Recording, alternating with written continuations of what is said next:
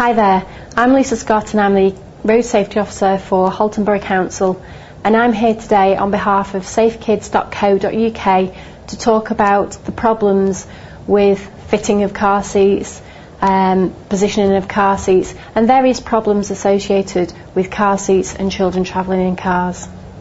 Research shows that a high proportion of child car seats are incorrectly fitted for a variety of reasons, and I'm just going to talk about some of the common problems that we see throughout the area. First of all, a child is too big or too small for the child seat. Child seats are actually designed for specific age ranges and weight ranges, and it's important when you have a child in a car seat that child car seat is appropriate for that child, and more particularly appropriate for their weight of the child. Another issue is where car seats are too loose, and when checking a car seat, if there's a lot of lateral movement, sideways movement, then that car seat isn't correctly fitted. Likewise, if the base of the car seat or the back of the car seat don't marry up to the vehicle seat, then that again isn't an appropriate fit. Not all car seats will fit in all cars. The very nature of the way that cars are designed changes from year to year, and unfortunately we can't ensure that every seat will fit in every car, and this is a problem.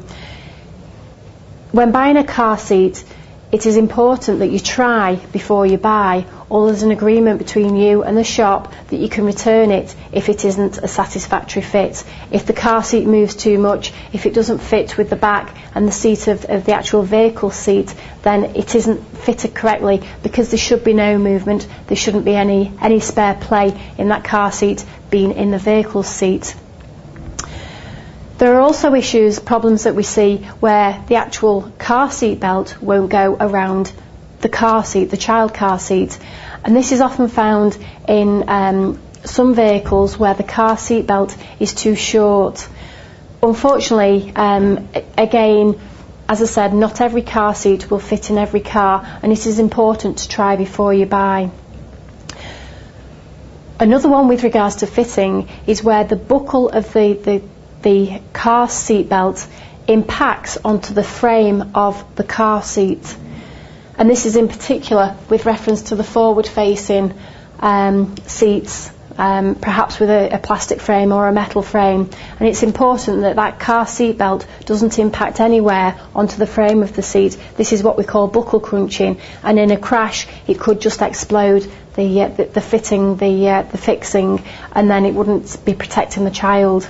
Another issue is with regards to missing instructions, and what I would advise is that when you do purchase a car seat, that you keep the instructions in the vehicle somewhere, either in the glove box or around the car seat somewhere, or in one of the pockets in the car itself.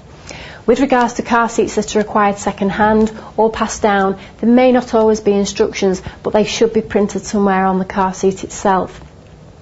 If you do acquire a second hand car seat, then unfortunately the safety of that car seat cannot always be guaranteed unless you know the full history of that car seat, and really what I would advise is, if you can, possibly to purchase a new car seat.